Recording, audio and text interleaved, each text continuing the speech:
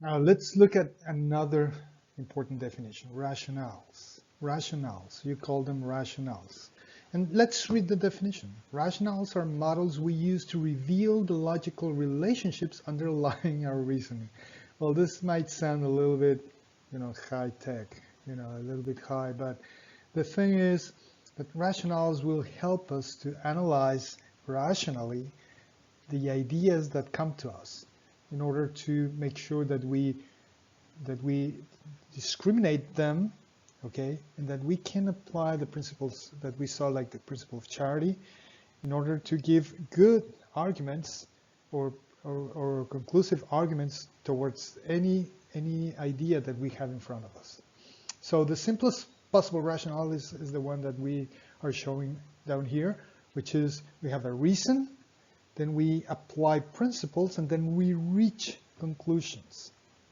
So one important thing to understand is that we can have many reasons and a lot of principles to reach a whole and sole and only conclusion. Okay? There's only one conclusion for maybe many reasons and principles. So you have to take that into account. All right? Now we have two types of rationales. Okay, two types only.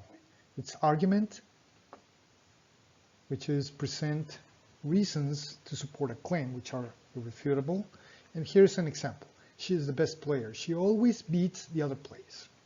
Okay, so let's analyze it. If she beats always the other players, that's irrefutable because she always does.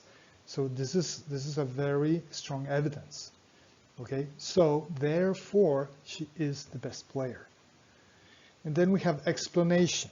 The second rationale is explanation, which makes something understandable and shows how the thing came about. Okay, remember came about? We saw it as well. That's questionable. Okay, and let's see an example. She is the best player. Is the same concept. She has a better coach. Now, because she has a better coach, she is the best player. Some would say, oh yeah, it's irrefutable. She has the better coach. But having a better coach, better is an adjective. So I can say, no, I don't think he's the best coach. I think the best coach is that other one. And then turns into an opinion and not a fact. Now, how can we make this explanation an argument? We can say she's the best player because she has the best coach, because this coach has won all his games. That's irrefutable. He has won all his games, or the teams have won all the games under this coach's mentoring.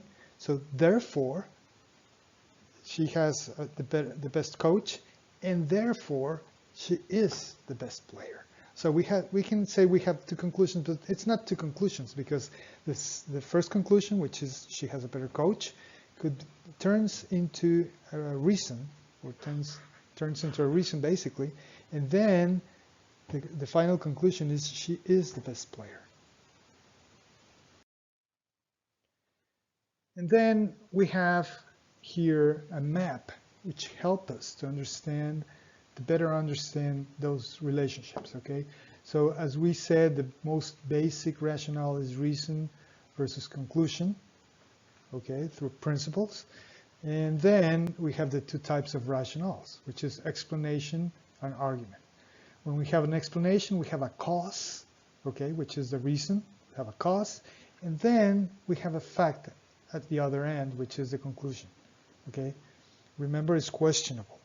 Then we have the rationale argument, where we have an evidence, okay? We have the proof that what we're saying is true, and that's the reason. And then finally, we have a claim, which is a conclusion, and that's irrefutable, because we have strong evidence, right? And so looking further a little bit more into this map, we can say that the explanation, the goal is to develop understanding. Remember, it can be refuted, but it develops understanding. It helps us to clarify. So the question which it relies on is, why did it happen? when you can make that question, then you have a clear explanation. And the effect is the accepted conclusion, which supports the argument. So you can use explanations to support arguments. They are not evidence, but they are part of the whole equation of a final conclusion. All right. Then you have the rational argument, where the goal is to establish knowledge. All right. So you establish knowledge, and then the question which it relies on is, how do you know? When you can answer that question, how do you know? Then you have an argument, okay? Because you are answering that question. Then the claim is a tentative conclusion, all right? Which can be at the end, in the end, it can become the final conclusion. So it provides input for explanation. So they can combine each other, and then you can come up with a final conclusion after you use both rationales into your argumentation.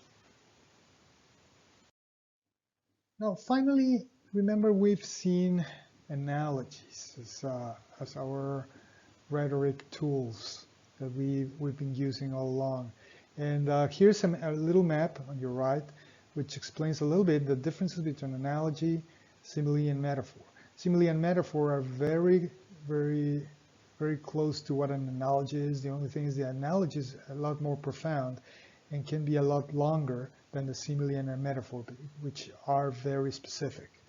Okay, so we say that we create knowledge by providing evidence for our views. That's when we prove them and we have facts, strong facts or strong evidence. And we do that by constructing arguments, okay? Then we can say also we create understanding by discovering the causal structure of the world. That's a comment or an opinion. And we do that by constructing explanations. Now remember that there is a very clear difference between an argument and an opinion, okay? So opinions and comments can complement your arguments, and again, if you are just commenting or making comments, or you're just giving your opinion, you can have some arguments, which is, okay, I have proof about what I'm saying here, and then you can reach a final conclusion with someone else, or a final conclusion of your essay or whatever you're working on. So just consider these concepts, and if you have any questions, please let me know. Now, I'm going to be leaving you some speech activities. Since we don't have the chance to have real-time interaction, what we'll do is I'm going to leave you this activity. Hopefully it won't be so much of a burden for you, but we need to do something. So I came up with this idea of having this lady to give us a speech, and then what you have to do is you have to enter first the MK platform for evaluation. The keyword will be conspicuous, okay? So you have to watch the video, okay? And then evaluate the speaker real time, then record your evaluation, which is, you will have to record, after you finish with that, you have to make a very small recording. You have to auto-time your speech from 1 to 2 minutes, just to give me feedback on what you think about her speech. You can talk about positives and areas of opportunity very clearly because she's not part of our team. Then you upload your speeches to RCNet. I'm going to give you the links to do it. Then you will wait for your teacher's message. Then you will re-enter the MK platform for evaluation again with the same keyword. Then review all your speeches and evaluate and answer related questions, okay, that I'm going to be leaving you, all right? So vote for the best evaluation speech on the MK platform, and that's basically it.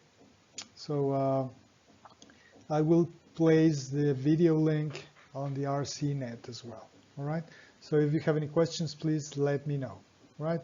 Have a great day, guys, and stay strong. Keep safe.